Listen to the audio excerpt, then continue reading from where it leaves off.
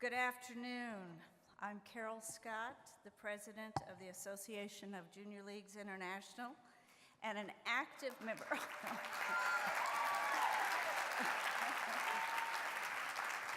Thank you. I'm also an active member of the Junior League of Pasadena. Go Pasadena, yes. Welcome to our 95th annual conference.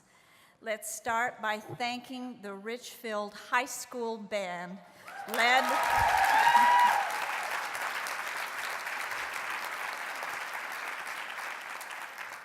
led by Elizabeth Winslow, Richfield High School Marching Band Music Director.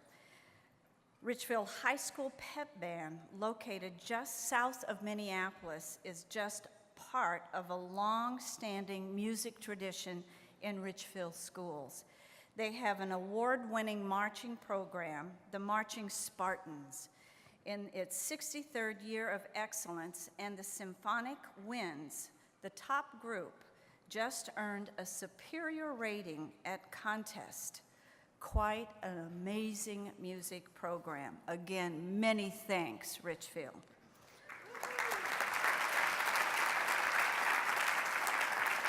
And now it's my pleasure to introduce Deanne Cook, a member of the AJLI Board of Directors, who will deliver the conference invocation. Thank you, Madam Chair. We come from all the places of our separate lives to this conference. Our association covers 4 countries. Our leagues are large and small, urban and rural, and everything in between. Despite our differences, we come together over these few days to seek, to find, to learn, to grow.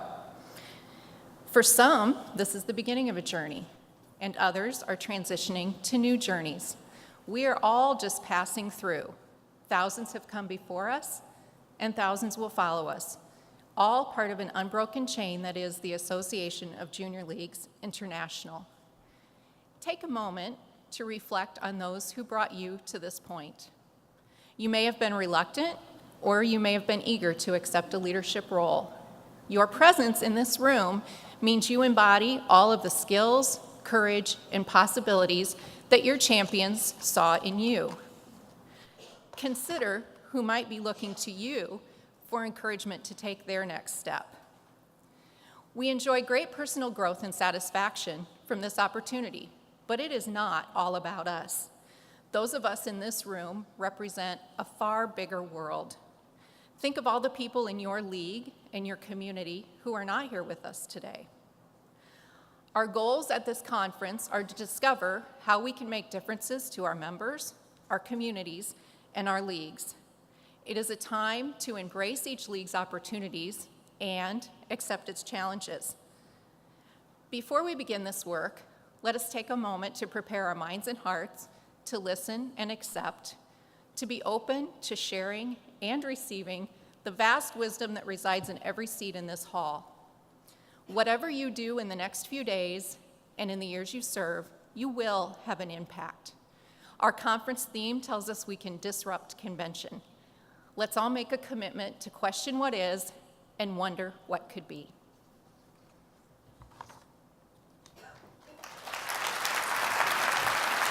Thank you, Deanne.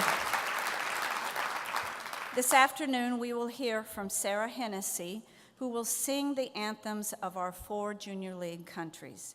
A native of St. Paul, Minnesota, Ms. Hennessy received her master's and her bachelor's degree from the University of Southern California.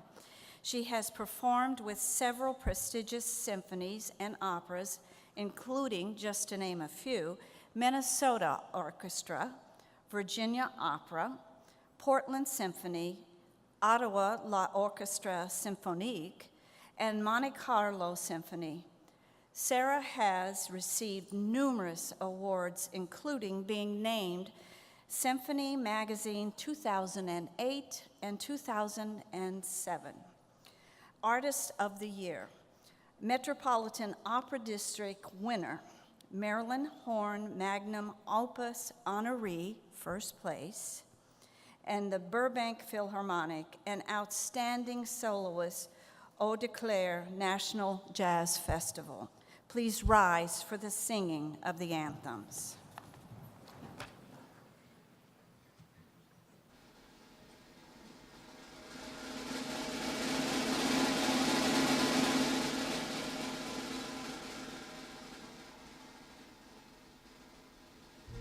God save our gracious Queen, long live our noble Queen.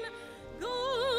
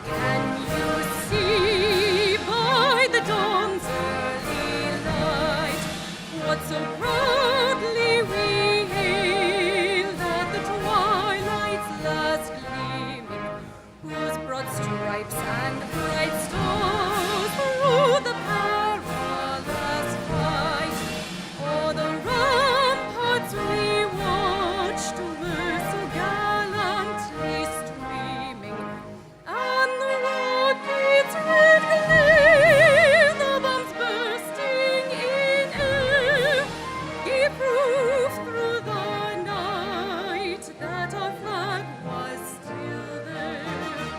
Oh, see, does that star-spangled banner yet wave o'er the land of the free and the home of the brave?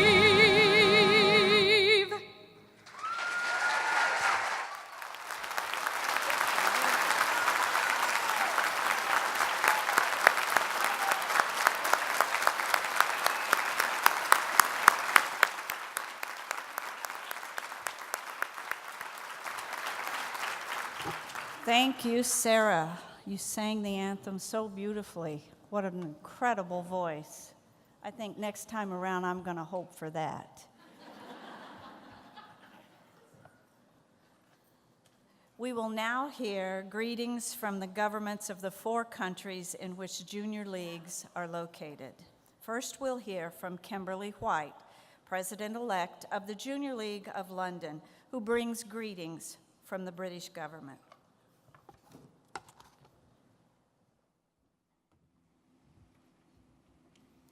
Hello. This is a letter from the Prime Minister of the United Kingdom, Theresa May. It is my pleasure to send a message of support to the volunteers of the Junior League of London and their partner leagues around the world in recognition of the inspiring work you do.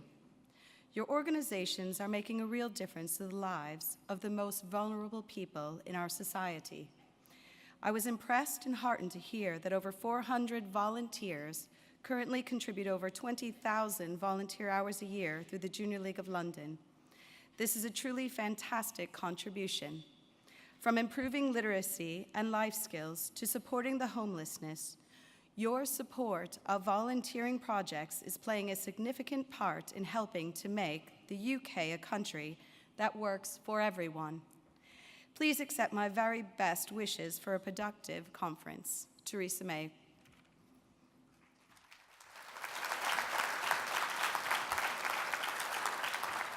Next, Martha Yarza, President-elect of the Junior League of Mexico City, brings greetings from the Mexican government.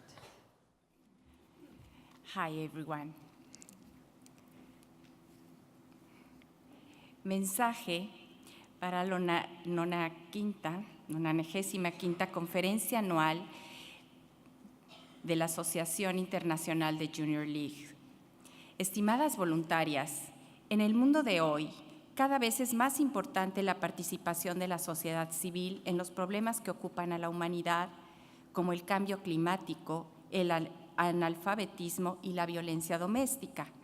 La Asociación de Junior Leagues Internacional destaca en estos esfuerzos globales gracias a la participación decidida de miles de mujeres que asumen el compromiso de apoyar a las mejores causas. En estos momentos es fundamental que las mujeres hagan oír sus voces y asuman su liderazgo en la construcción de sociedades más incluyentes y con mayor calidad de vida para todos. Estoy segura que esta 95ª Conferencia Anual les permitirá profundizar en su labor para seguir siendo una fuerza positiva de cambio hacia una mejor sociedad a partir de la voluntad de servicio, la toma de decisiones y el deseo de ayudar. Ahora es cuando más necesitamos mantenernos unidos en torno a los valores que compartimos, promoviendo que se respeten los diferentes puntos de vista, porque solo con unidad y respeto podremos hacer de nuestro planeta un mejor mundo para todos. Les deseo el mayor de los éxitos, Enrique Peña Nieto, presidente de los Estados Unidos. Now in English, okay? Dear volunteers, in today's world, civil society's participation is facing challenges such as climate change, illiteracy, and domestic violence has become of vital importance. AJLI's contribution to the solving of these global issues stands out due to the thousands of committed women who take on the challenge of supporting the most important causes. Thus, it is fundamental that women make their voices heard and assume leadership for building more inclusive communities and ensuring a higher quality of life for all. I am positive that your 95th annual conference will allow you to strengthen your commitment to continue acting as a positive force for change towards a better society through your work and service to others and your will to make a difference. And it is now, more than ever, important to remain together around our shared values. Always careful of being respectful of every point of view, as it is only in unity and respect for each other that we will be able to make our planet a better world for all. I wish you all great success. Enrique Peña Nieto, President of Mexico.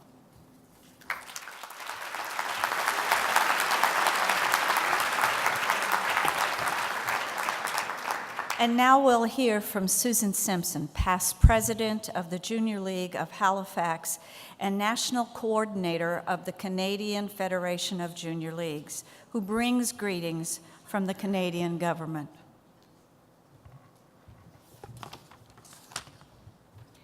Thank you, Carol. Just wondering if they're putting the photo up. Ah, okay. I didn't know. I was just curious. Sorry. All right. I digress. All right. Little levity for the afternoon. I don't know. Sorry, Carol. Okay. Dear friends, I am pleased to extend my warmest greetings to members of the Canadian Federation of Junior Leagues attending the 95th Annual Conference of the Association of Junior Leagues International, AJLI. With 291 leagues, this was written a while ago, worldwide, the AJLI is committed to promoting volunteerism, developing the potential of women, and improving communities through effective action and leadership.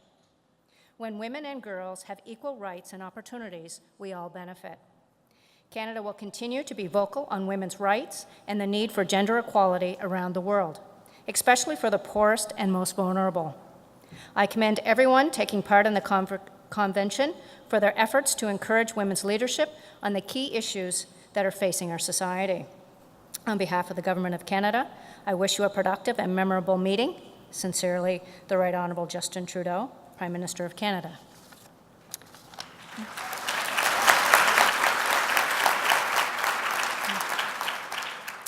One more time. Okay. Chers amis, je suis heureuse de présenter mes salutations les plus chaleureuses à tous les membres de la Fédération canadienne des jeunes ligues participant à la 95e conférence annuelle de l'Association of Junior Leagues International, AJLE. Comptant 291 ligues de l'échelle mondiale, la JLE a s'emploie à promouvoir le bénévolat et développer le potentiel des femmes et à améliorer les collectivités au moyen des mesures efficaces et de leadership. Nous sommes tous gagnants lorsque les femmes et les filles jouissent des les mêmes droits et possibilités. Le Canada continuera de promouvoir le droit et les femmes et la nécessité d'instaurer l'égalité entre les sexes dans le monde entier, en particulier pour les populations les plus pauvres et les plus vulnérables. Je salue toutes les participantes à cette conférence pour les efforts qu'elles déploient pour encourager les femmes à exercer le leadership à l'égard d'enjeux importants auxquels fait face notre société. Au nom du gouvernement du Canada, je vous souhaite les réunions les plus productives et mémorables. Cordialement, le très honorable Justin Trudeau, Premier ministre du Canada.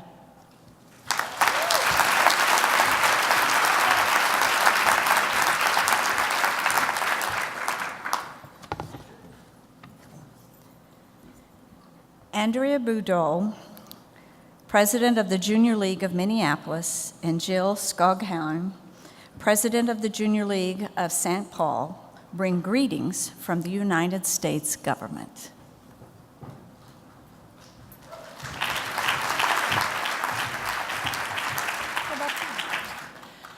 With the change in administration in the U.S. government this past year, all presidential greetings have been suspended by the administration. But we do have greetings, in fact, many, and they're all very special.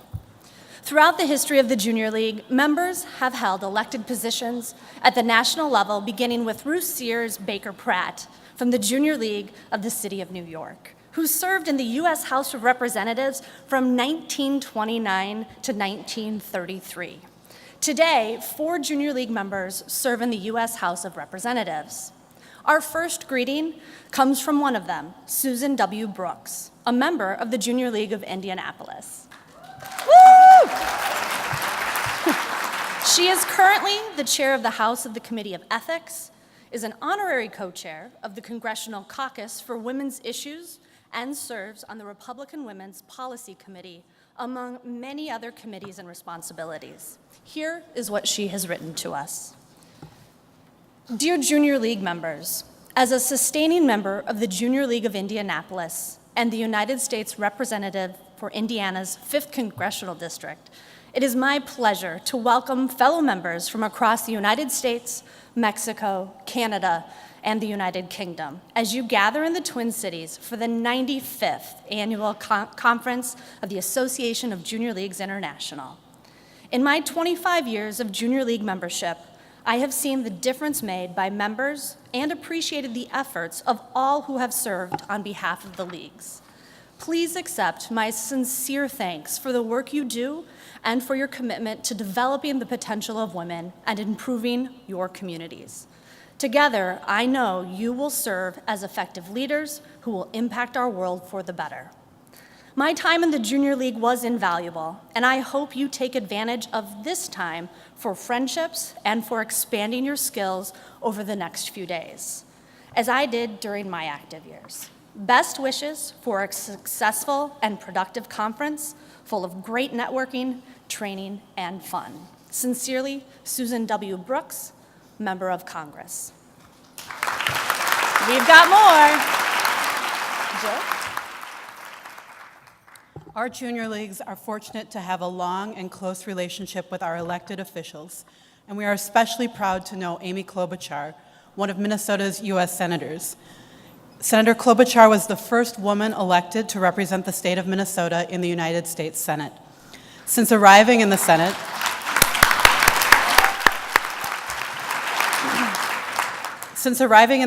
Senator Klobuchar has worked with Democrats and Republicans to get things done.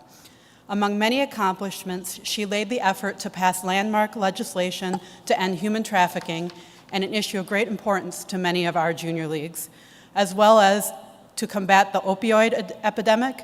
She is the chairman of the Senate Democratic Steering and Outreach Committee and serves on the Joint Economic Committee, the Rules and Administration Committee, the Senate Judiciary Committee, and many other equally significant committee work as well. We're honored to have had her at our centennial celebration earlier this month, as well as to have her support on the issues that both the Minneapolis and St. Paul leagues work on here in Minnesota. We are so honored that she has sent her greetings. Dear friends, Hello to everyone gathered at the Association of Junior Leagues International 2017 Annual Conference. Thank you to the Junior Leagues of Minneapolis and St. Paul for hosting this year's conference. And to the rest of you, welcome to Minnesota, where in the words of our state's unofficial poet laureate, Garrison Keillor, all the women are strong, all the men are good looking, and all the junior leaguers are above average.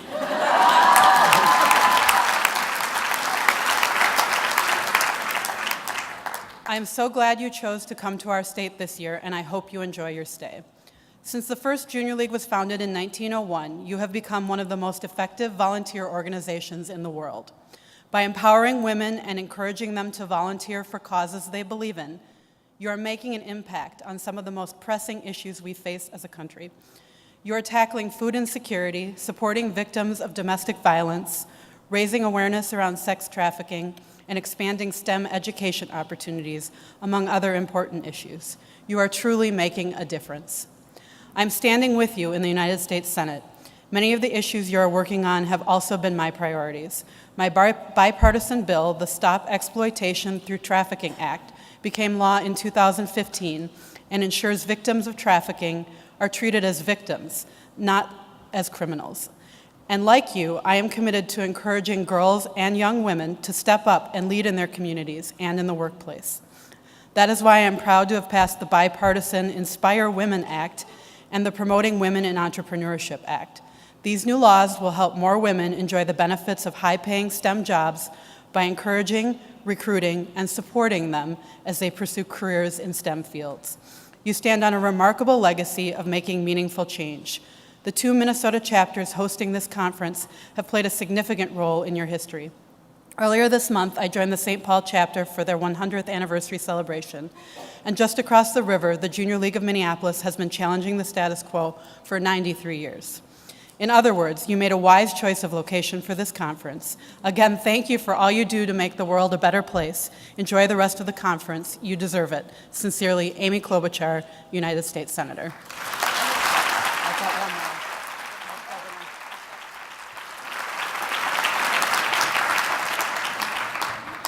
We also have greetings to share with you in the form of a proclamation from our Governor, Mark Dayton.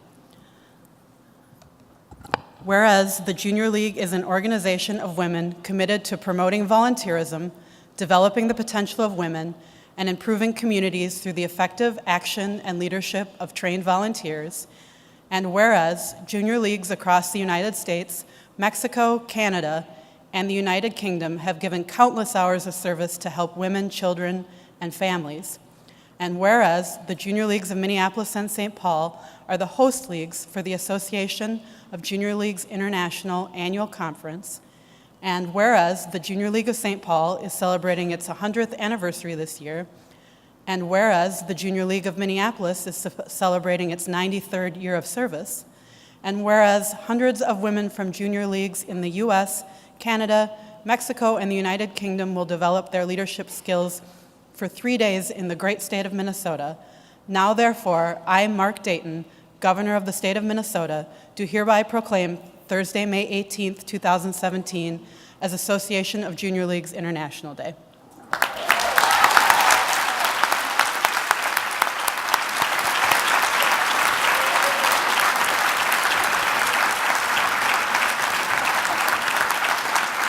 Outstanding.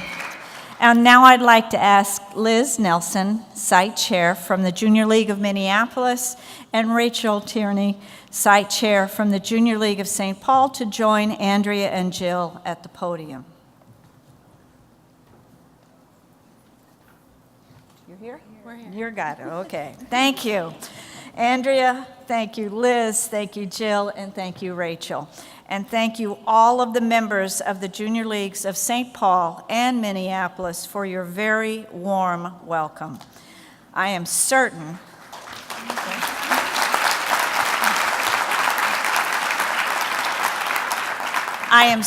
that we are going to have a doubly wonderful time this weekend because of the shared efforts of your 2 leagues. Thank you, thank you.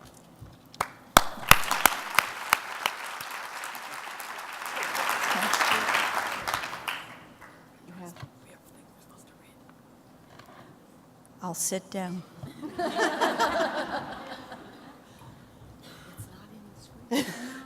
We'd like to officially welcome you to the Twin Cities. Thanks for being here. The Junior League of St. Paul and the Junior League of Minneapolis are beyond thrilled to host all of you for the 2017 AJLI Annual Conference. For 100 years, the Junior League of St. Paul has retained a rich tradition of serving the greater St. Paul community. Established in 1917 by St. Paul native Elizabeth Ames Jackson, JLSP was the 19th Junior League created. Throughout JLSP's history, we have engaged in many community service projects, independently and in collaboration with other organizations. The focus of these projects has changed over the past century to meet the evolving needs of the St. Paul community.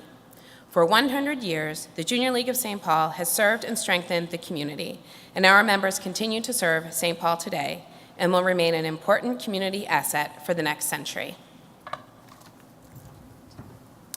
And in 1924, the Junior League of Minneapolis was established just across the river. Throughout our 93 years of service, the JLM has launched the Crisis Nursery Center, established Free Arts nonprofit, and supported numerous others.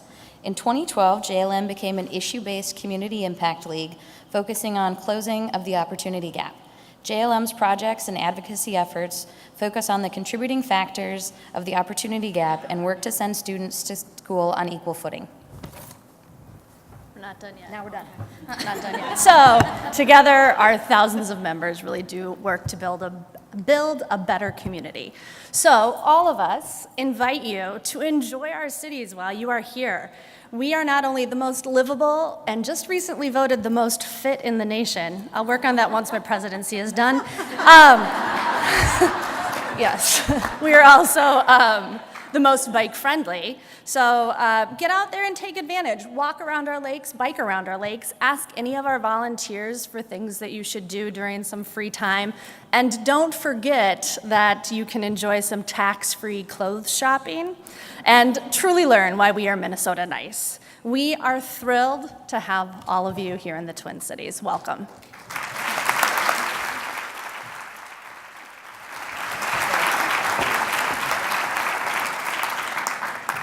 Thank you all again. Now it's my great pleasure to introduce the Board of Directors of the Association of Junior Leagues International. Each will rise when introduced and will remain standing to receive your applause at the end of the introductions. Shuba Limbach, Vice President, Junior League of Columbus, Ohio. Elizabeth Tominski, Secretary, Junior League of Boston. Renee Tusi, Treasurer, Junior League of San Francisco. Cynthia Foster, Governance Committee Chair, Junior League of San Francisco. Bet Williams, Governance Committee Vice Chair, Junior League of Columbia. Deanne Cook, Junior League of Des Moines. Laura Creekmore, Junior League of Nashville. Carol Goodman, Junior League of Baltimore. Ingrid Jacobson, Junior League of London.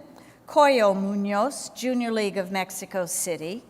Audrey Ring, Junior League of Greater Fort Lauderdale. Sylvia Strobel, Junior League of St. Paul. Darcy Swanson, Junior League of Yakima. Ann Townsend, Junior League of Brooklyn. Terry Broussard Williams, Junior League of Austin.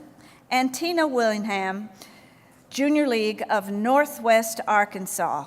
Thank you all for your dedicated service to the association.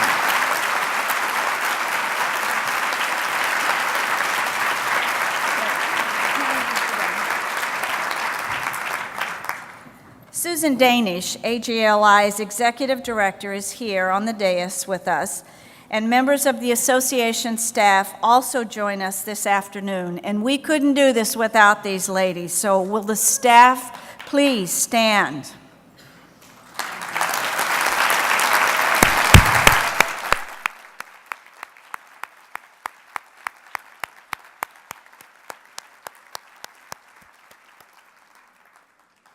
These are the women and men who work diligently to provide services to all of the junior leagues. I hope you will take the opportunity to get to know the staff while you're here in the Twin Cities. And please join me again in thanking them for their efforts on behalf of all of us, all of the association. Thank you.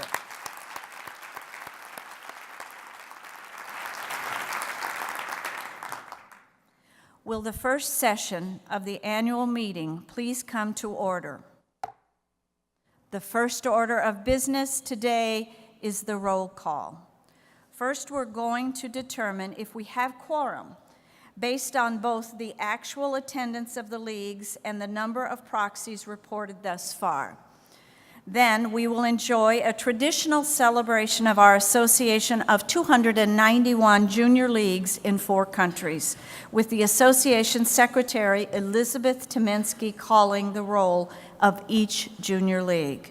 I call on the association secretary, Elizabeth Tominski, who will report the attendance.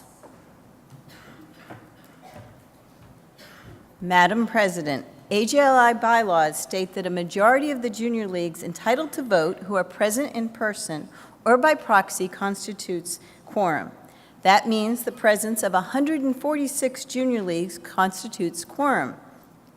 The official registrations of junior leagues present as of today, May 18, 2017, is 185 leagues present. In addition, 9 leagues are represented by proxy. Therefore, the number of leagues present or represented by proxy is 194. Therefore, I move that the registration be accepted and we have a quorum. Is there a second? It's moved and seconded to adopt the registration report. A majority vote is required for adoption. If there is no objection, the chair proposes to take a voice vote. Hearing none, all those in favor, please say aye. Aye. All those opposed, please say no. The ayes have it, and the meeting registration is adopted. Now the secretary will call the roll. As I call the roll of the junior leagues, we will take you through nearly 12 decades of our history of leadership and community impact. Our history and heritage will be shared by decades. At the end of each decade, I will read the list of leagues joining the association that decade, and we will see the lights on our junior league map grow. When I conclude reading the list of each decade, I will ask all the delegates from these leagues to respond present all at the same time, and turn on their bright blinging rings on and raise their hands high like so. These rings will remain lit throughout the roll to illustrate the growth of the junior leagues, although you can put your hands down. Let me repeat the directions once more. At the end of each decade, I will read the list of leagues, and it's a long list. And at the end of the list, we will ask all the leagues named to respond present in unison. Let's begin our video history now.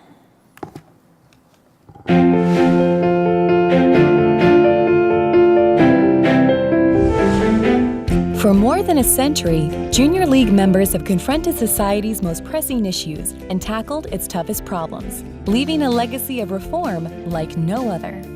But in a complex world, accelerating and advancing at a rapid pace, change is uncomfortable, conflicts are inevitable, and challenges are cyclical. Problems loom large, while leadership talent and funding are scarce. To fight these battles, find solutions, and advocate for those in need, a renewable army of women, empowered as agents of positive change, is essential. Preparing women to serve their communities is the Junior League's mission. Because tomorrow there will be new issues and new challenges, and the women of the Junior League will continue to serve as the undeterred voices for action, justice, and change.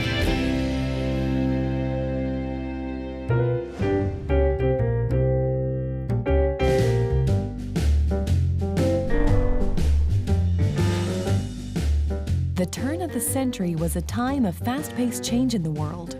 The promise of freedom and opportunity lured many immigrants to America's shores. Settlement house workers tackled urban problems and provided desperately needed services to these new arrivals. At 18, Mary Harriman was preparing to enter Barnard College. Mary possessed a well-developed social conscience and was inspired one day by a lecture on the settlement work being done on New York's Lower East Side. She and her friend, Natalie Henderson, recruited their fellow debutantes to form a group to support the work of the settlement houses. And in 1901, the Junior League for the Promotion of the Settlement Movement was born. It became the first Junior League. Will the Junior League of the City of New York, as our very first league, please respond present and show us your ring?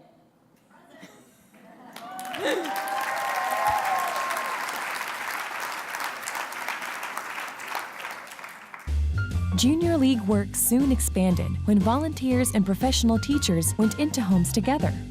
Their visiting teachers concept was adopted by the New York City school system. In Brooklyn, League members identified the need for free lunches in the public schools and successfully petitioned the Board of Education. Once again, the idea would become a model for school lunch programs elsewhere.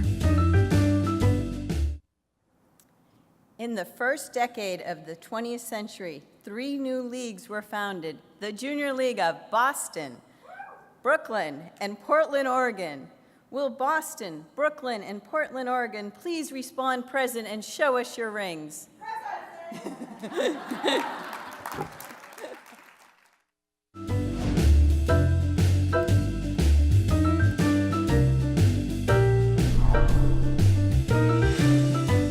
During the second decade of the 20th century, the role of women in the public arena strengthened. Out of the settlement house movement had come a new respect for social work and for women as volunteers. As more leagues were formed and membership increased, committee efforts branched out into visiting nurse programs and baby shelters, even dressmaking classes and hospital work. To keep members connected, a Junior League bulletin was created in 1911.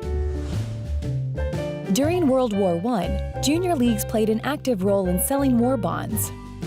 The San Francisco League formed a motor delivery service that served as a model for the nationwide Red Cross Motor Corps. The suffragette movement was also in full swing. The St. Louis League was formed in 1915 specifically to support the cause. By the end of the 1910s, the 19th Amendment to the U.S. Constitution passed, giving all American women the right to vote.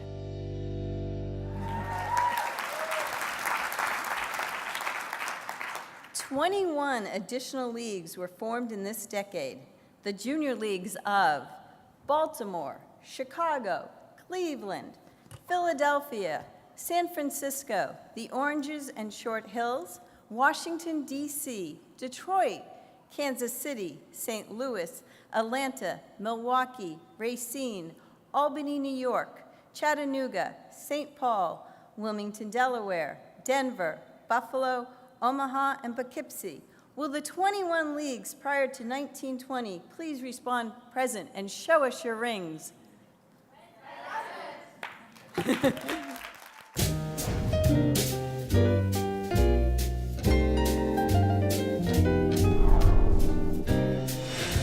As the 20s roared in, young women empowered by the vote searched for new roles. With economic prosperity, the leagues looked for ways to expand the cultural horizons of their communities. Children's theater, with early roots of storytelling in the settlement house, was founded by the Junior League of Chicago. The idea was quickly taken up by more than 100 leagues. League membership continued to grow. Leagues voted to create the Association of Junior Leagues of America in 1921 to manage conferences and the admission of new leagues, as well as to publish the bulletin. In 1929, Ruth Pratt became the first Junior League member and first woman from New York to be elected to the U.S. Congress. She blazed the trail for many league members since, who have translated league training into local or national positions of prominence.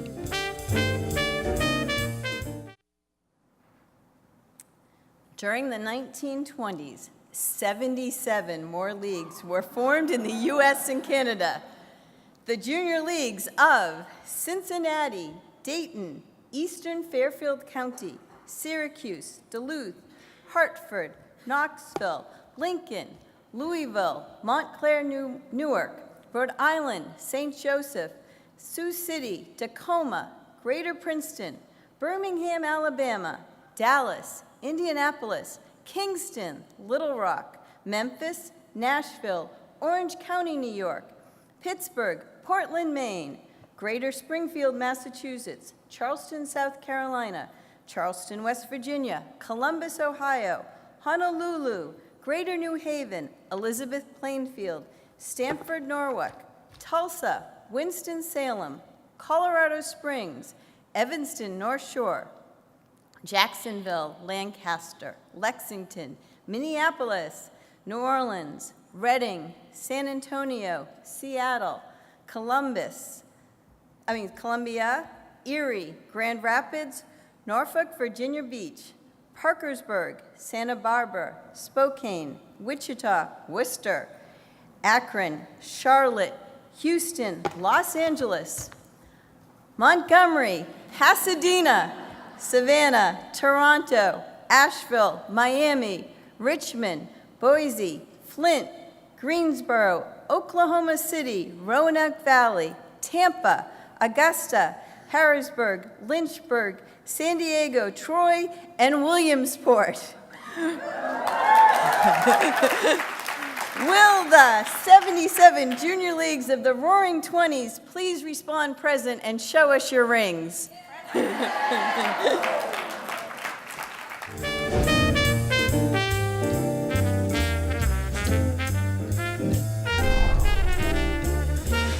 The Great Depression of the 1930s ushered in difficult times, and the need for junior league services rose. Leagues focused on the direct needs of their communities through child lunch programs, anti-tuberculosis campaigns, unemployment bureaus, and homes for disabled children. Some leagues realized that responding to need alone was not enough. 4 Virginia leagues formed the first state public affairs committee, which changed and improved the state's policy toward child foster care. At the end of this decade, the junior league movement expanded across the U.S. and Canada, as well as into Mexico. During this decade, 36 leagues joined the association. The junior leagues of Fort Worth, Mexico City, Raleigh, Rockford, Des Moines, Greater Elmira Corning, Mobile, St. Petersburg, Binghamton, Schenectady, and Saratoga counties, Youngstown, El Paso, Bergen County, Halifax, Huntington, Berkshire County, Rochester, Shreveport, Bossier, Toledo, Tucson, Austin, Cedar Rapids, Hamilton, Burlington, the Great Lakes Bay region, Salt Lake City, Wilkes-Barre, Oakland East Bay, Phoenix, Columbus, Georgia, Morristown, Peoria, Stark County, Macon, Topeka, Durham and Orange counties, and Great Falls. Will the 36 junior leagues of the 1930s respond present and turn on your rings?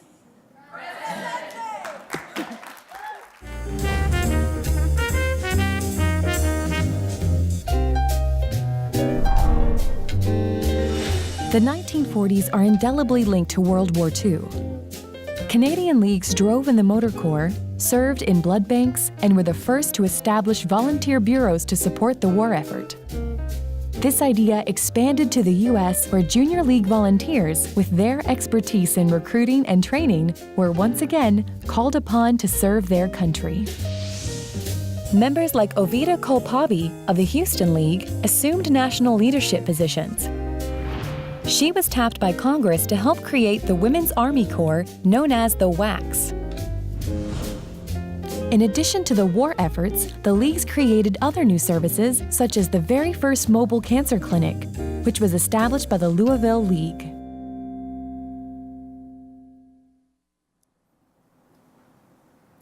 The junior league movement grew by 23 in this decade. the Junior Leagues of Scranton, Wheeling, Fort Wayne, Jackson, Pelham, Sacramento, the Lehigh Valley, Corpus Christi, South Bend, Amarillo, Beaumont, Waco, Greenville, South Carolina, Greater Orlando, Central Westchester, Texarkana, Albuquerque, Battle Creek, Bronxville, Lansing, Long Beach, Galveston County, and Wyandotte and Johnson counties. Will the Junior Leagues of the 1940s respond present, and please show us your rings.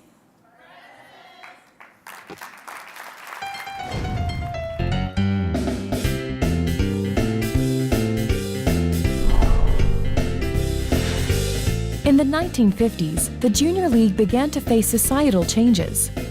With returning GIs and the formation of numerous new families, a home with children in the suburbs became the norm for many women.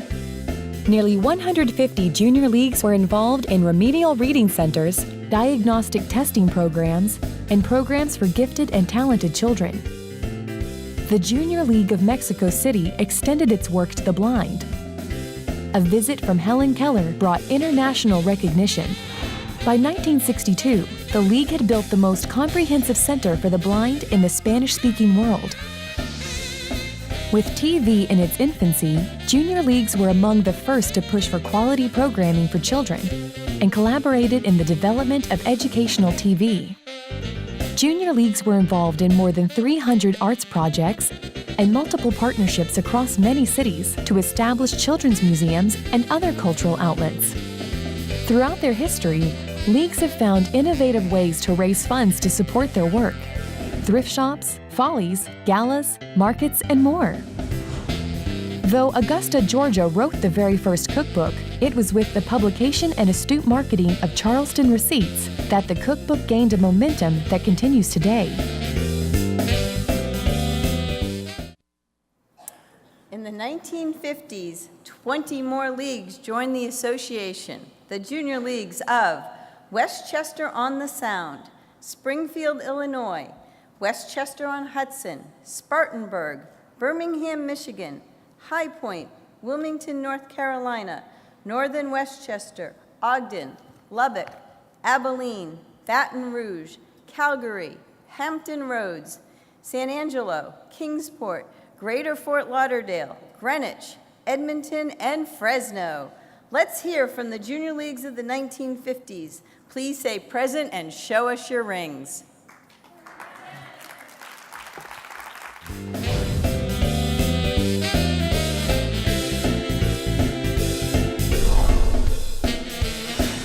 The 1960s brought everyone, including the Junior League, into a new reality. Young women were no longer expected to simply marry and settle down. Monumental shifts were at work in the lives and dreams of women. The League's long commitment to the arts flourished, with reading programs, art appreciation, music, and nature. Historic preservation projects became a popular community contribution. Environmental issues also became a concern. The Junior League of Toledo produced and promoted Fate of a River, a documentary on water pollution. League members were asked to testify before Congress. Their actions at the local, state, and federal levels were critical in advancing passage of the Clean Water Act in 1972. In the 1960s, 22 more leagues joined the association. The Junior Leagues of Fort Smith, Tyler, Tallahassee, Evansville, York, the Palm Beaches, Riverside, Eugene, Long Island, Monterey County, Albany, Georgia, Midland, Bakersfield, Palo Alto Mid-Peninsula, Summit, Monmouth County, Fargo, Moorhead, Lake Charles, San Jose, Pensacola, Waterloo, Cedar Falls, and Wichita Falls. Will the Junior Leagues of the 1960s say presents and show us your rings?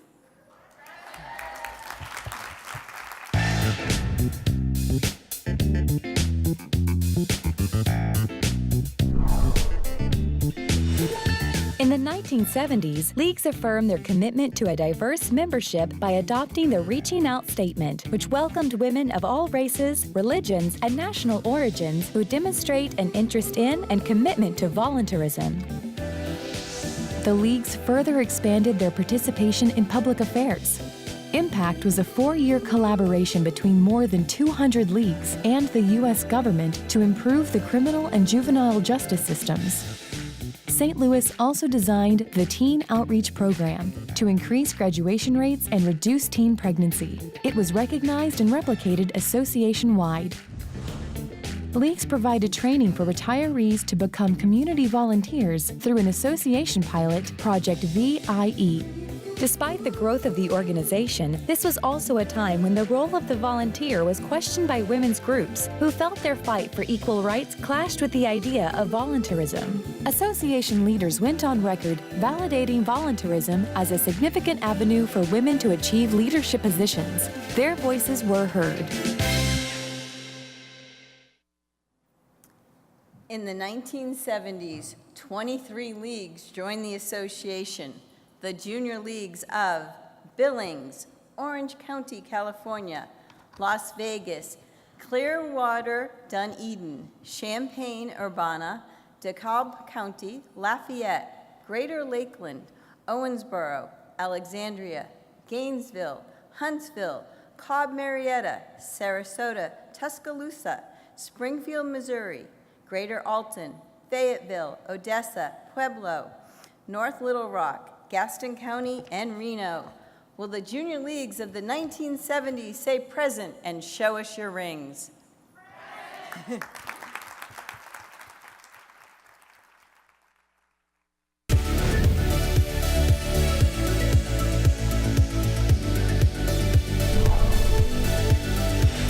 In the 1980s, junior leagues took on new and often controversial issues. Leagues helped gain passage of the first federal legislation to address domestic violence, the Family Violence Prevention and Services Act of 1984.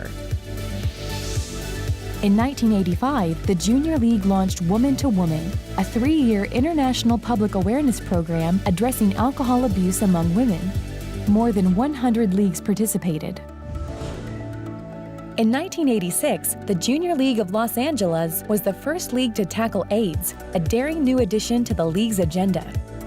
Leagues continued their work with children through programs like Project Lead, an international leadership training program for marginalized youth.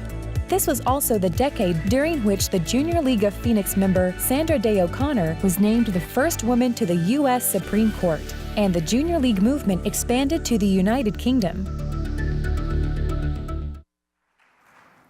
In the 1980s, 35 leagues joined the association.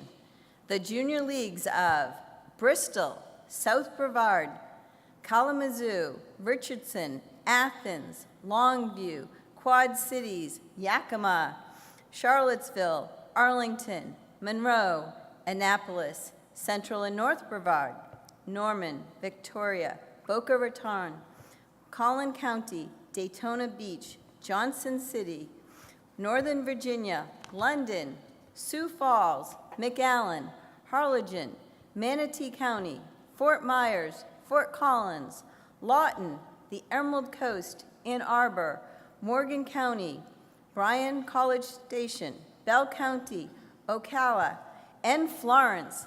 Let's hear it from the leagues of the 1980s. Please respond present and show us your rings.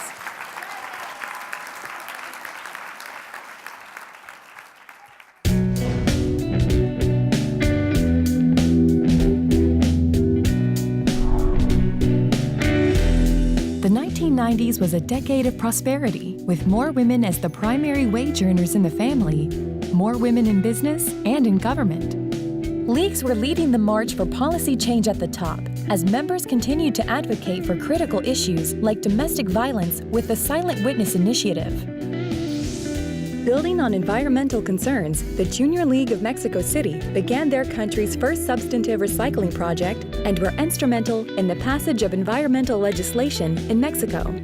The Junior League of Cleveland encouraged leagues to come together for the Don't Wait to Vaccinate campaign, an international awareness program to prevent childhood illnesses. The campaign was implemented by all 276 leagues at the time. It was in the 90s that the Association of Junior Leagues International, or AJLI, established the Mary Harriman Community Leadership Award to recognize outstanding women who, like our founder, have made a lasting difference through their lifelong commitment to volunteerism. Sandra Day O'Connor, Ruth Collins Sharp Altshuler, Deborah Taylor Tate, Lyda Hill, and Ann McDonald Milling are a few who have been honored.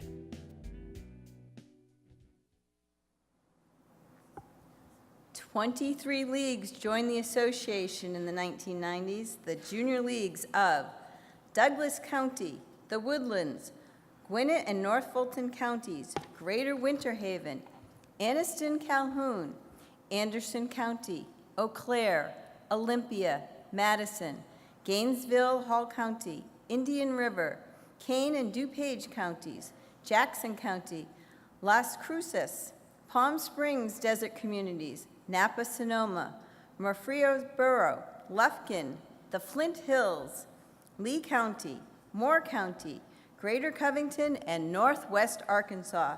Will the leagues of the 1990s please respond present and show us your rings?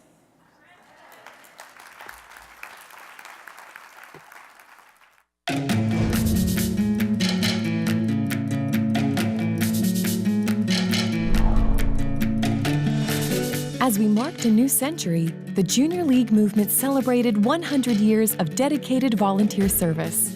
In recognition of its extraordinary legacy, AJLI was chosen to co-chair the U.S. committee during the United Nations International Year of Volunteers.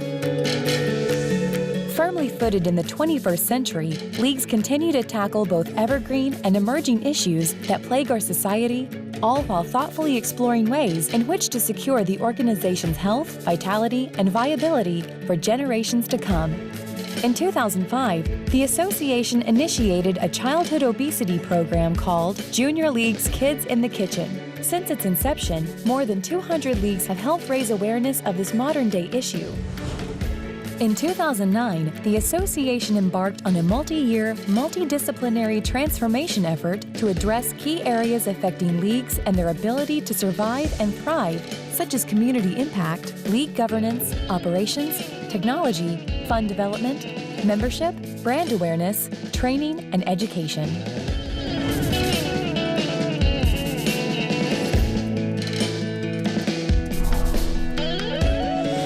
The following year, the Junior League was honored by the United Nations Association for groundbreaking work generating awareness of human trafficking and the child sex trade. The number of leagues engaged in this work has grown dramatically, and their impact has been profound. From successfully sponsoring and supporting legislation protecting victims and punishing perpetrators, to producing acclaimed films about the subject and convening key constituents to address the problem. In addition to their work surrounding human trafficking, the Junior Leagues of California State Public Affairs Committee have focused their attention on several other issues. They have joined forces to successfully advocate for Perinatal Depression Awareness Month and the Child Nutrition Reauthorization Act, supporting legislation for a transitional guardianship program for emancipating foster care youth, and advocating for federal legislation on the development of topical microbicides to prevent and protect against STDs. In 2015, the leagues adopted a new diversity and inclusion commitment statement that welcomes all women who value our mission. It further confirms a commitment to inclusive environments for diverse individuals, organizations, and communities.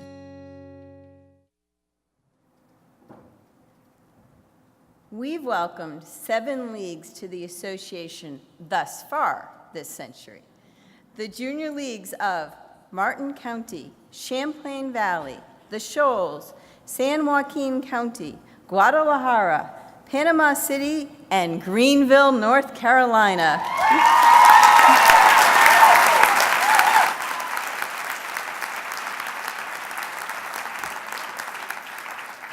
Will the 21st Century Leagues please say present and show us your rings?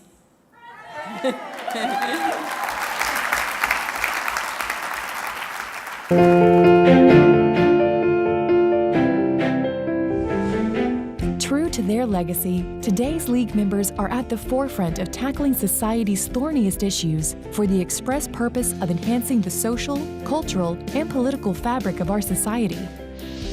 As a result of this work, the Junior League has amassed an archive of irrefutable results and an indisputable reputation as thoughtful and influential change agents for the public good.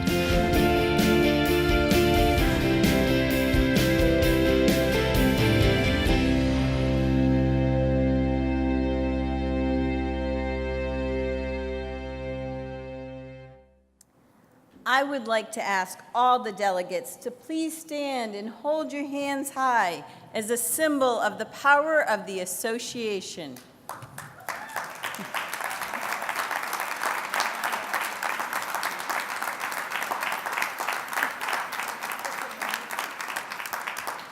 We have called the roll. We have honored our past 116 years of service, and we have set the stage for the next 116 years.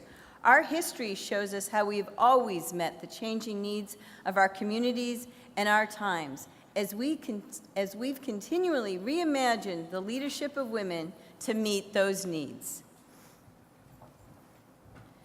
Thank you very much, Elizabeth. And an important part of thriving as an organization is adding leagues to our association. Let us all take another moment to officially welcome, as the newest junior league in the association, the Junior League of Greenville, North Carolina.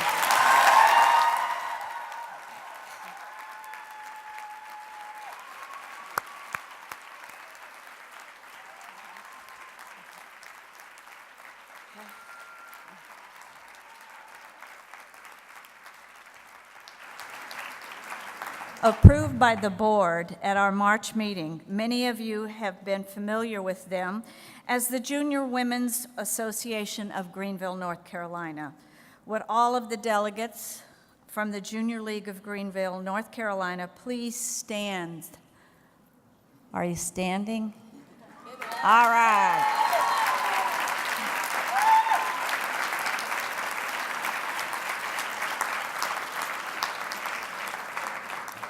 Laura, we were delighted when Meredith Hinton called the association several years ago to learn how to start a junior league.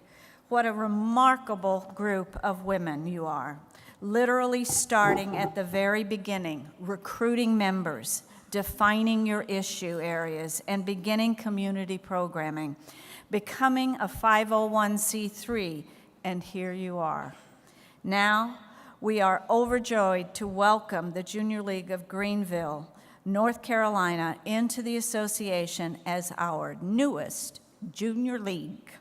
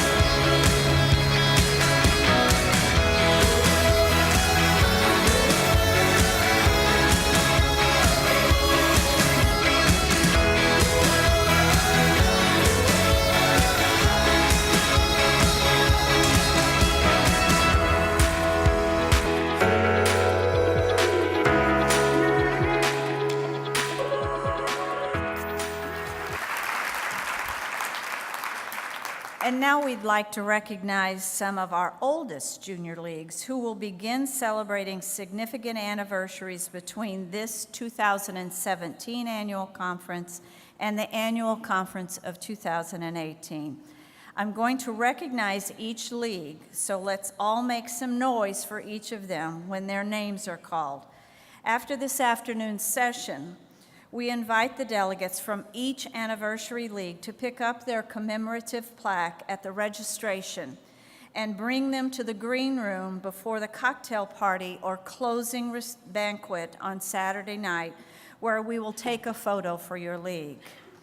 Celebrating its 75th anniversary, the Junior League of Sacramento.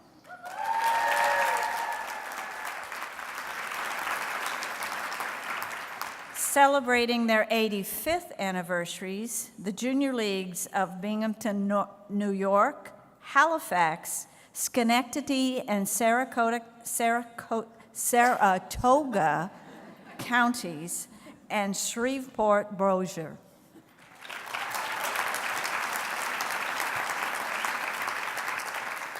Celebrating their 90th anniversary, the Junior Leagues of Greensboro and Miami.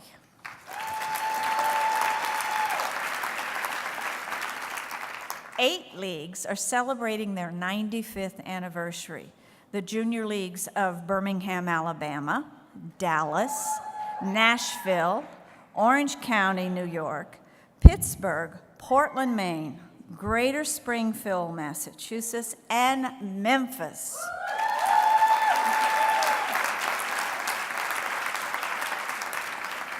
And we are here physically to acknowledge the 100th anniversary of the Junior League of St. Paul, but we celebrate the 100th anniversaries of 4 other junior leagues this year.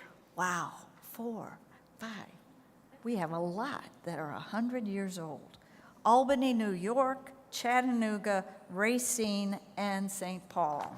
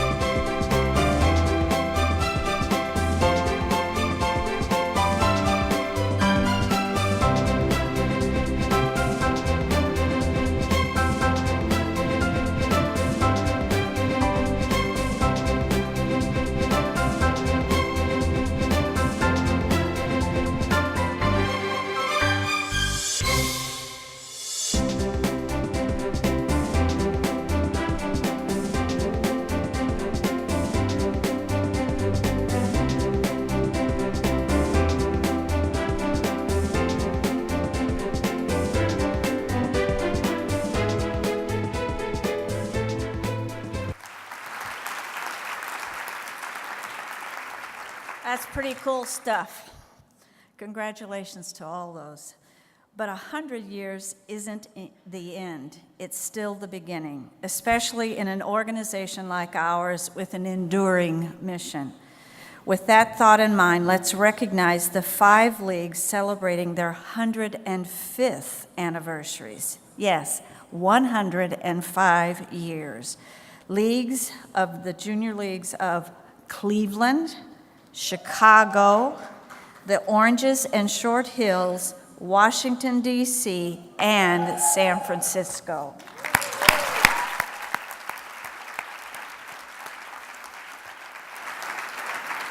Congratulations to all the anniversary leagues, and again, we have your plaques for you at the registration. The next order of business is the adoption of the conference rules, which were included in your call to conference materials. If there's no objection, we will dispense with reading the rules. Are there any questions on the conference rules? The question is on the adoption of the conference rules, which requires a 2/3 vote. If there's no objection, we will have a standing vote by voting delegates of each member league. Those in favor, please rise.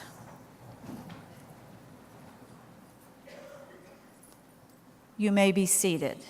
I really can't see with the lights. Those opposed, please stand. Seeing none, the conference rules are adopted.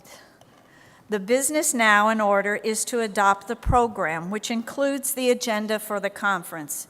The question is to adopt the adoption of the program, which requires a majority vote. If there's any discussion,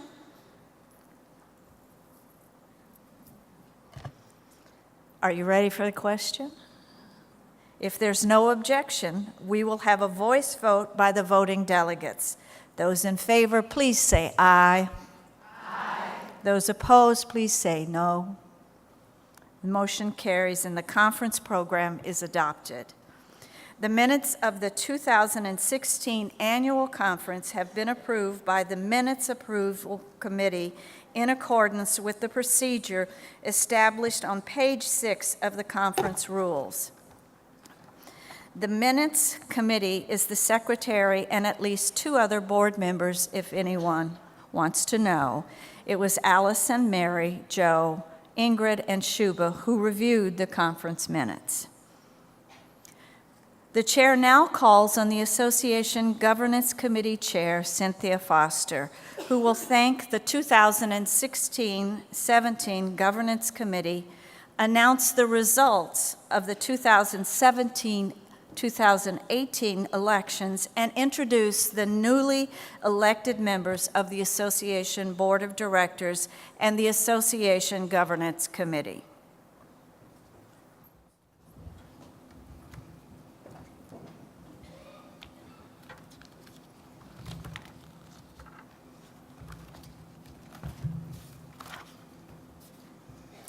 Madam Chair, it is with great pleasure that I introduce members of the 2016-2017 Association Governance Committee, all of whom are with us at this conference. First, the outgoing at-large members of the Governance Committee, whom I thank for their 2 years of service. They are in the audience.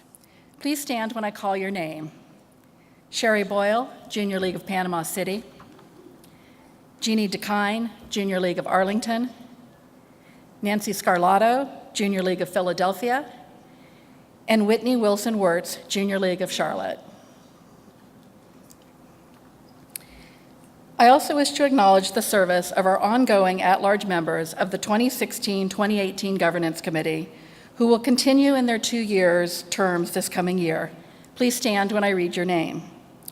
Katie Shuck, Junior League of Sioux Falls, and a recent transfer from the Junior League of Portland, Oregon. And Jeff Tausig, Junior League of the City of New York. I also want to acknowledge and thank Brandy Hunt, Junior League of Phoenix, who served from 2016 to 2017 and has stepped down for personal reasons.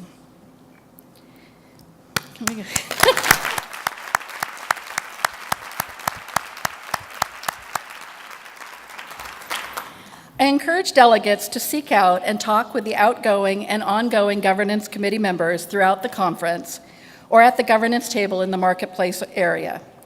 We are happy to talk with you about our experience serving at the association, the open positions for terms beginning June 1st, 2018, and how you can help identify future association leaders in your leagues.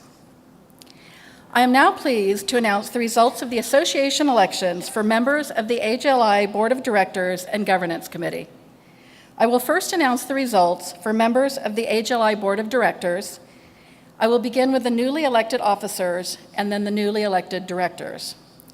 Please hold your applause until the end of the introductions.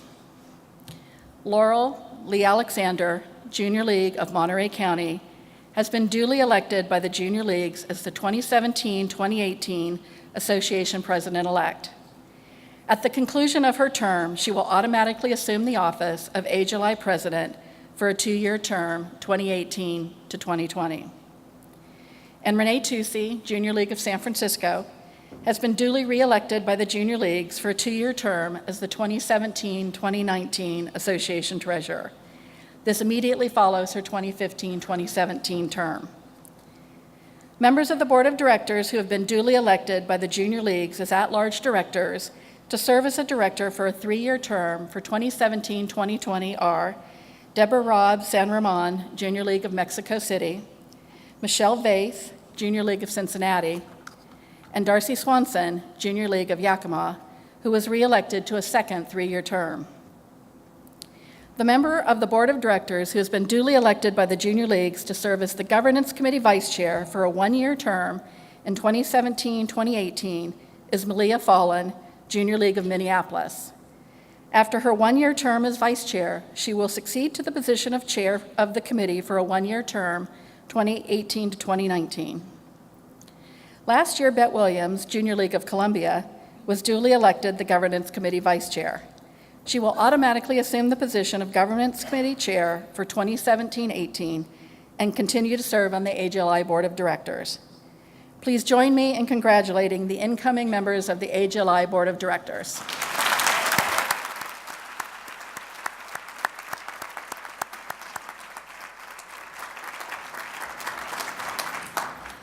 Now it gives me great pride to announce those women who have been duly elected as at-large members to the Association Governance Committee, who will serve our member leagues for the next 2 years, 2017 to 2019. Please stand when I call your name. Julianne Averill, Junior League of Oakland East Bay. Katie Gerson, Junior League of Kansas City. LaShonda Kennedy, Junior League of Cedar Rapids. And Sandra Thompson, Junior League of Orange County, California. In addition, Gwen Londrigan, Junior League of Clearwater Dunedin, has been duly elected by the AJLI Board of Directors based on a slate presented by the AJLI Governance Committee to serve the 2nd-year term, 2017-2018, of the position formerly held by Brandy Hunt. Please join me in congratulating the incoming members of the Association Governance Committee.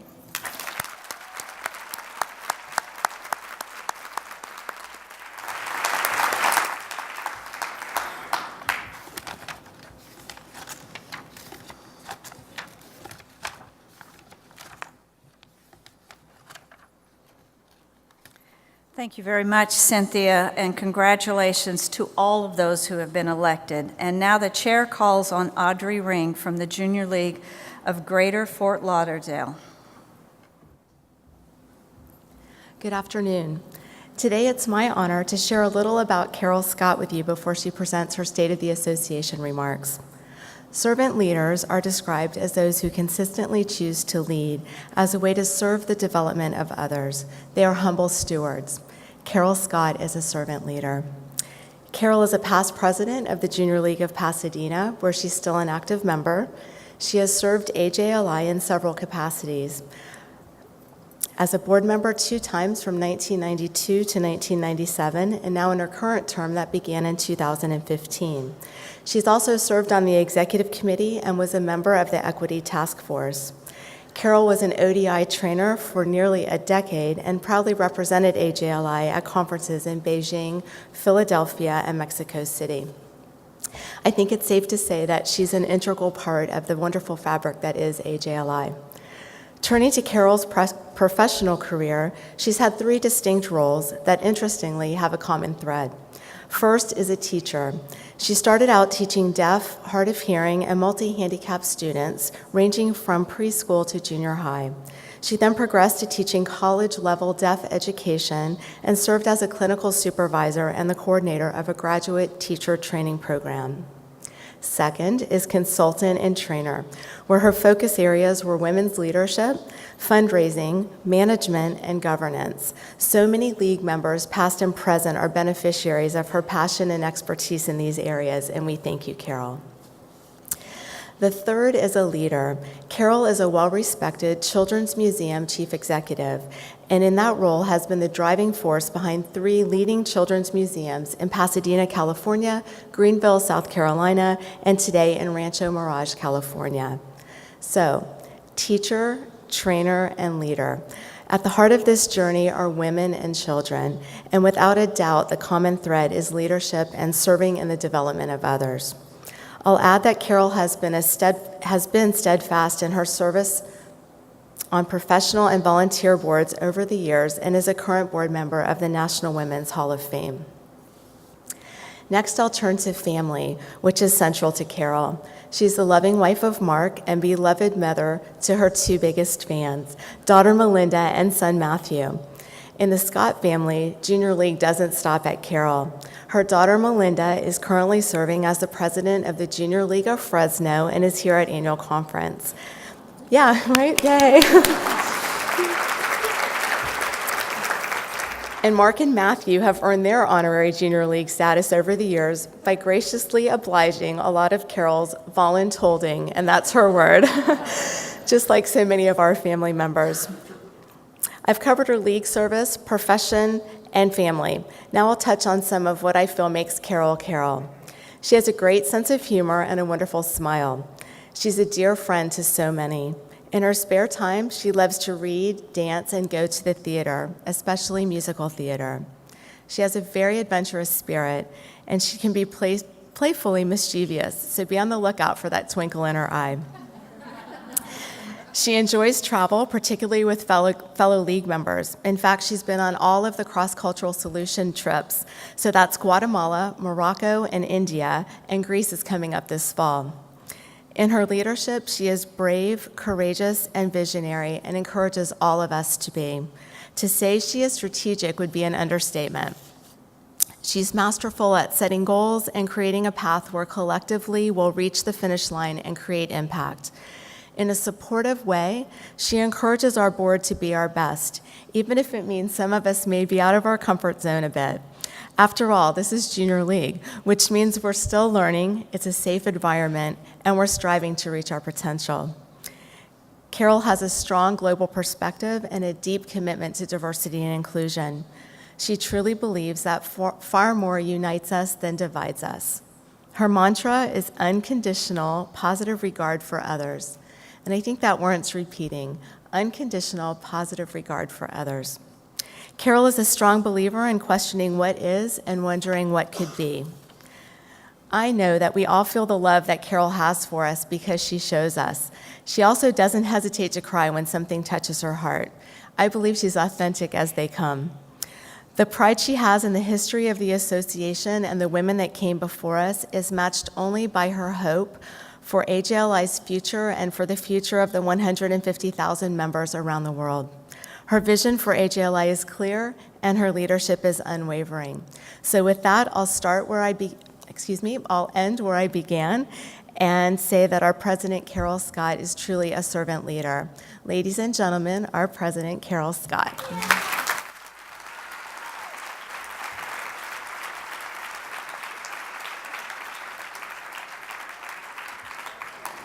Listening to somebody talk about you is a little bit like when you have your phone and you accidentally push that thing that turns on you and you go, oh my.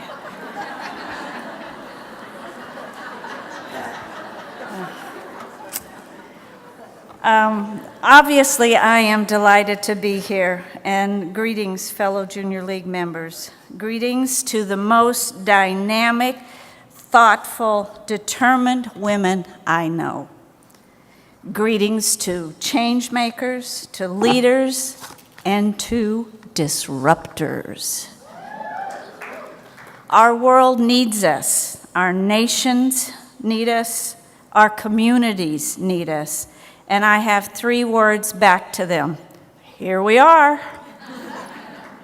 Here we are, from the Junior League of St. Paul, one of the 100 anniversary leagues, to the Junior League of Greenville, North Carolina, celebrating its first few months in the association, to every league in between. Old, young, wisdom gleaned from years, or enthusiasm from just starting out. It all comes together in a single force. Each and every one of you, we are here because you are here.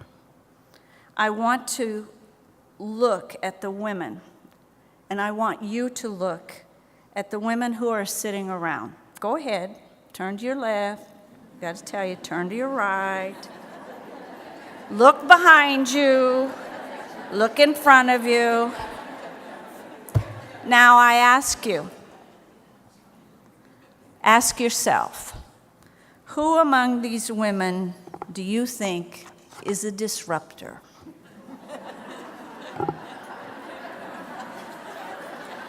Interesting question, isn't it?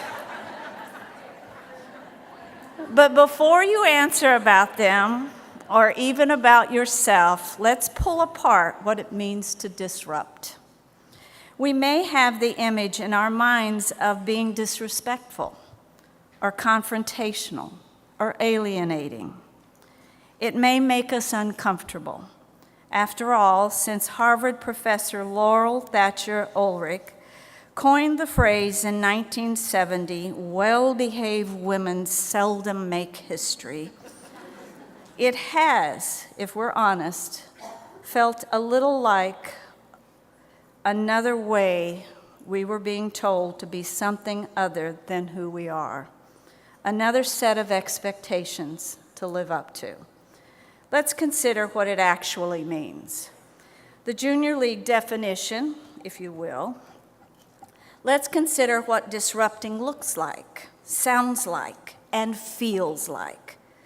You know, I come from the world of children's museums. This is the Children's Museum part of me coming out, focusing on those senses, you know, look, feel. To look, we need simply to see Mary Harriman. Mary Harriman disrupted convention when she founded the Junior League in 1901.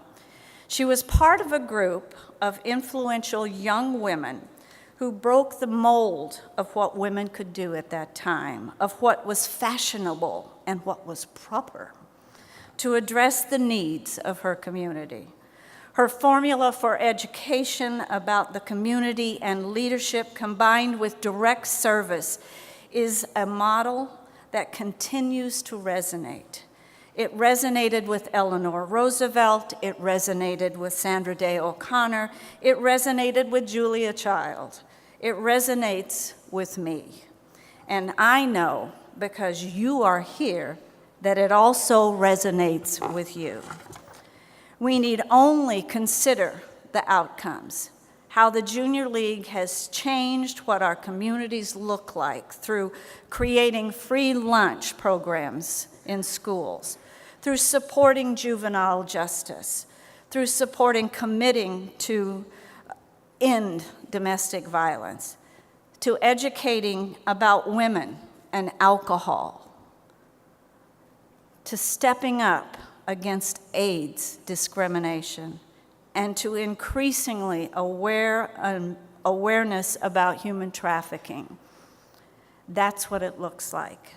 As well as something close to my heart, children's museums.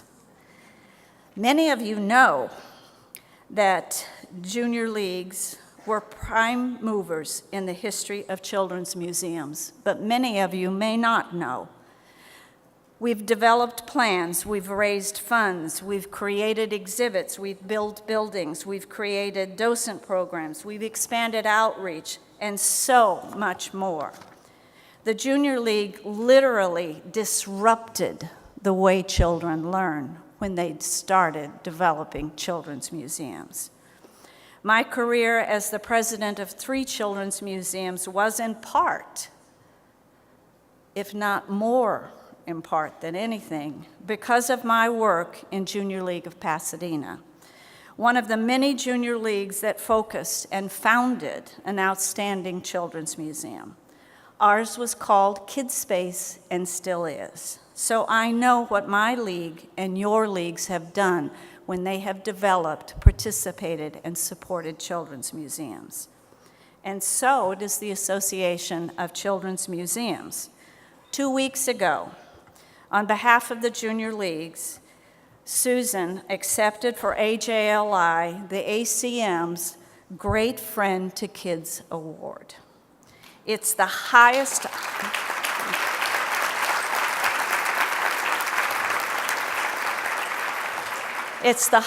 honor that organization bestows on anyone, and we are now in the same classification as Fred Rogers, as Eric Carle, as the Children's Television Network. It was a very proud moment. You can imagine the pride standing there and acknowledging over 70 Junior League started and participatory children's museums. Susan did an amazing, amazing job by presenting an incredible slideshow that, to me, proved one of the hopes that I told you about last year. And if you remember, I said that I hope we found a way to display our collective impact. And nowhere was that more evident than when we saw over 70 communities that had children's museums because of junior leagues. It was an amazing demonstration of collective impact. And it was heightened by a short story. A sweet woman, many of the Junior League women were actually in the audience, and it made it very special. But they came up to take pictures, and just as Susan and I were getting ready to step down, a sweet woman came up, Krista Simpson, and she said, "May I take a picture with you?" And I said, "Sure." And she wanted to take a picture with Susan and I. And we discovered that Susan started a program in honor of her husband, who had been killed when he was deployed in March of 2013. And she started a program, the Gold Star program. Lost my thought there for a minute. This program was established in children's museums, and it was established in Tacoma. And she started to tear up a minute, and you know what that does to me, so I had to hold it together. But the sweet thing she said was that it was the only place that she could take her children. She had 2 small children, where they smiled. So she started this program, and now there are 21 children's museums throughout the country who offer free admission and free birthday parties to the families of people who have lost their spouse through a tragedy in the war. That wasn't enough, but it brought home how much impact children's museums have and how many of them wouldn't be there without the junior leagues. So give yourself a round of applause.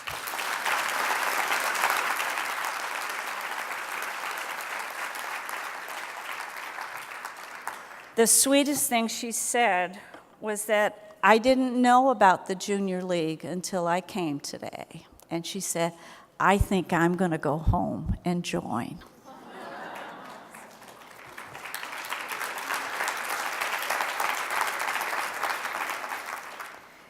So we talk about disrupting, and we mention it, and it changes the landscape. And I've had the very distinct honor and pleasure to visit many of your leagues this year, and they won't let me talk about each of them, which I would, you all know. But I do want to mention that I have had the opportunity to see really powerful and really wonderful disruptors in several leagues. Let me mention just a couple. I happened to be with the Junior League of Raleigh, North Carolina, when after a state of emergency was called the day before their major governor's ball, this league pulled together in a few hours and totally took over and moved that outstanding event to the night before. It was amazing. It was an amazing demonstration of how you can work in chaos and finish in total style.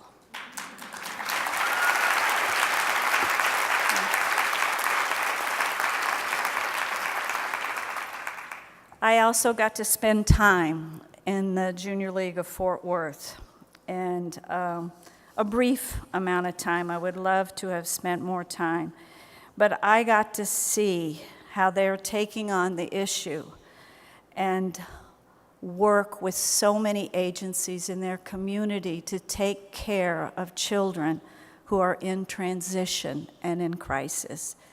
Totally committed to making sure these kids are taken care of. In every league I see, the Junior League of Little Rock, who's involved with one of the best camps I have ever witnessed that takes care of severely handicapped children and critically ill children. A phenomenal project.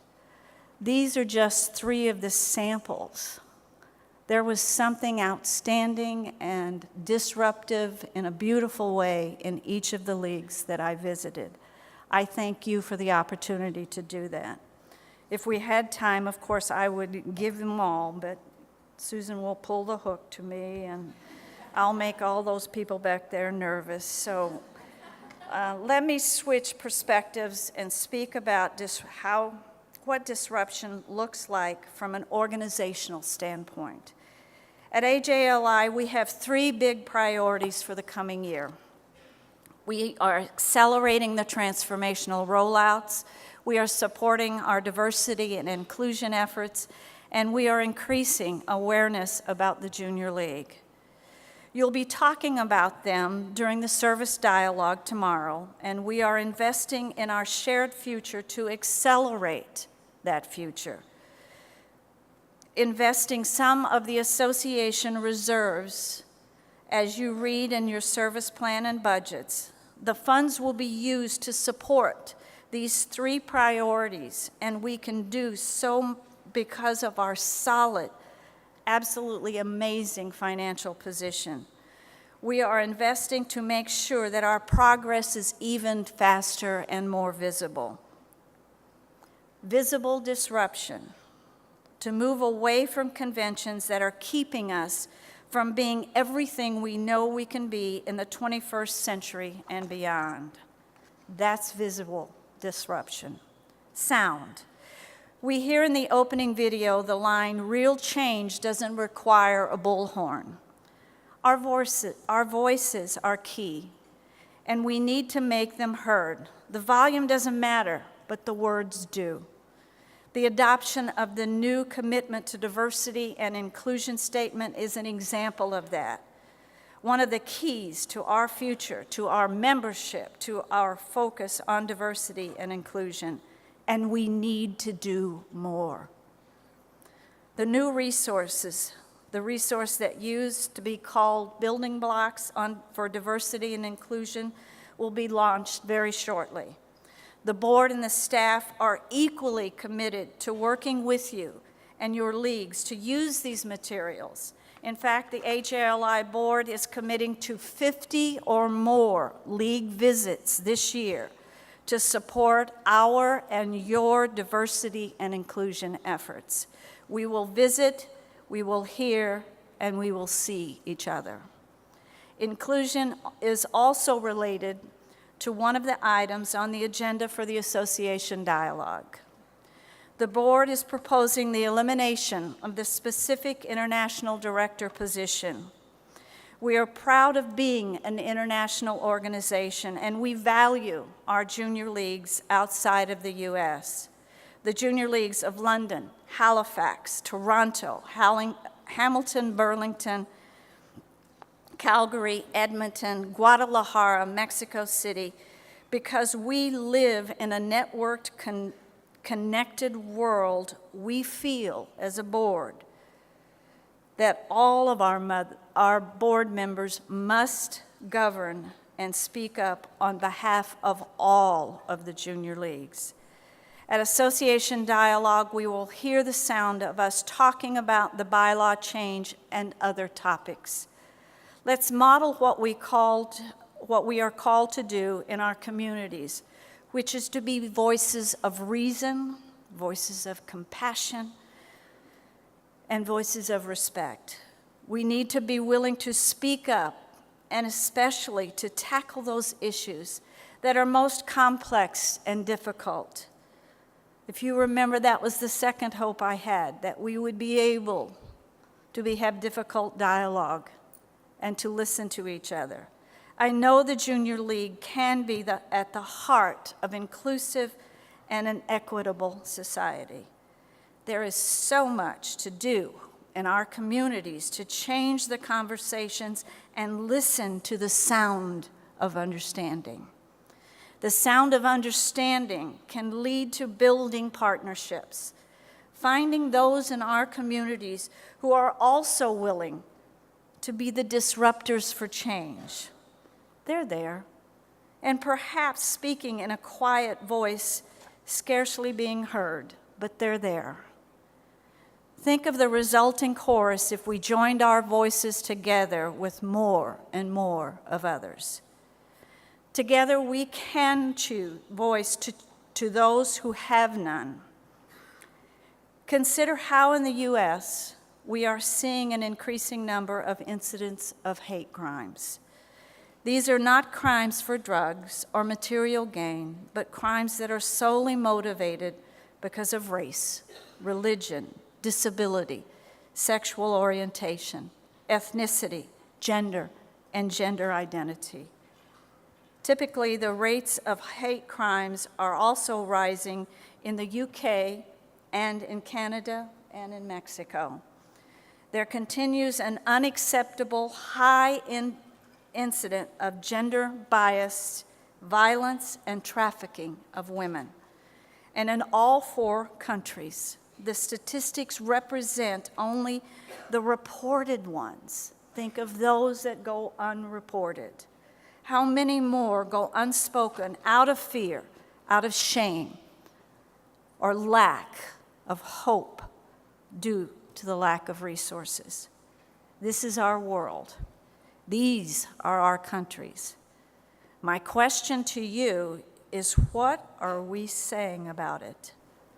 I cannot help to think of one of my all-time favorite quotes by Martin Luther King, Jr. The ultimate tragedy is not the oppression and violence by the bad people, but the silence and indifference over good people. Who are we? Who is the Junior League? Are we willing to make some sounds and disrupt the trends? So feel. Which brings me to the last one. What's it feel like to disrupt? We feel satisfaction knowing that our community work has an impact, that we are making a difference, and we can define the difference we are making. We feel confident knowing that our leagues are well run, that our time is being well spent. We feel freedom from knowing we have flexibility to juggle family, work, and junior league service, that we can indeed find a balance to hold it all. That is what it feels like to be in the transformational rollouts. I know it's not been easy. It's been challenging. I hear you when you tell me. And there is hard work still to come. These elements, great community work, a well-run league, greater flexibility, are what your members told us it would take to make them feel more satisfied. And you can be assured that our AJLI staff, who are trainers, our muses, our guides, are here so that you not only feel supported, you are supported. We need to seize the opportunities to change even if they are hard. And let's be honest, many of us do not like to change. Nobody willingly signs up to change without some concern. But we cannot afford not to act, and we cannot afford to delay. We must move forward, and we must define the organization we need to be, not what we always are. There's another feeling that comes as a result of disrupting, and it's pride. And do you know what? It's not enough that we know. We want everybody else to know how good we are. We're tired, and we're more than tired of being marginalized as those society women in white gloves and pearls. Those women who are exclusionary, those women who not only get to socialize. Based on the tremendous work of the original Brand Advisory Resolution Task Force, we are taking our marketing efforts to another level, doing things differently to accomplish more. The staff will tell you about their next steps during the service dialogue tomorrow. Suffices to say, we're going to feel that pride and we're going to spread it around. Conclusion. So, let me go back to the question. I asked you in the beginning, who among the women sitting next to you is a disruptor? By now, you likely have the answer, all of them. It's all of us. We are all disruptors. Junior League women have always been disruptors. We intend to stay that way. It's because of you and every single one of your members, that I can say with unabashed confidence that I am so hopeful about our future. We must look forward. We must continue to change in a world ever accelerating change. We must speak with boldness, whether softly or with a bullhorn. Our words will show we will not settle for silence and indifference. If you look around, we are the good people, and the Junior League has never been silent or indifferent. We must hold on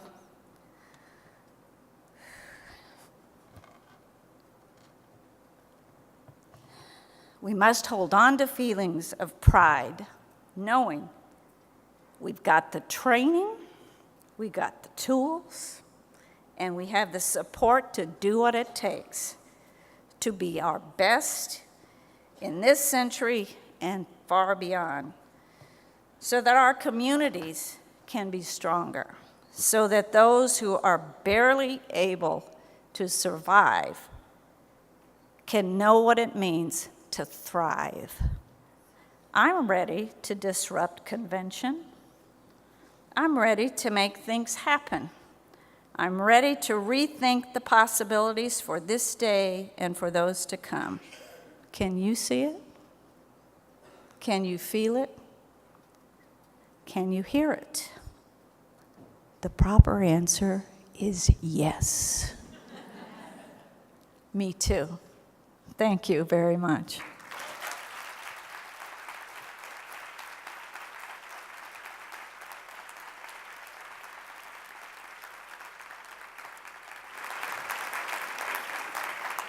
And in good Junior League style, before I adjourn this session, I have a few announcements. Junior Leagues wishing to pose a topic for discussion for the Association Governance Dialogue, which is tomorrow at 8:45 to 10 a.m., must do so by submitting their item in writing to the Governance Office, which is located in Loring on the first floor, no later than 6:30 this evening. This afternoon, the Governance Office will be open from 3 to 3:15, from 4:30 to 4:45, and from 6 to 6:45. The Governance Office closes at 6:45 tonight, and the Governance Office hours are posted, if you can't remember all of that. They're posted at registration, and they're also posted on the Governance Office door. Junior Leagues interested in proposing an advisory resolution for consideration at the annual meeting on Saturday, May 20th, must do so by 6:30 Friday, May 19th. Again, you must submit these in the Governance Office. And once more, that office is on Loring on the first floor, and the hours are posted on the door and at registration. Junior Leagues wishing to add or delete their name as a supporter of any advisory resolution may do so in the Governance Office. That deadline for adding or subtracting your name is 6:45 Friday. Members of the Rules Committee, who are Association Secretary Elizabeth Tomensky, Association Vice President Shuba Lembach, and why don't you raise your hand so that they know which one, and board members Sylvia Strobel and Tina Winham are available to assist you in any matter coming before either association governance dialogues or annual meeting. And please feel free, if you have a question, to stop any of these women if you can't get to the office. Additionally, the association's new parliamentarian, Ann Giberson, and AJLI's executive director, Susan Danish, and chief officer of strategic initiatives, Ann Dalton, are all available to help you. And they've handed me a note. Workshops start at 3:15, so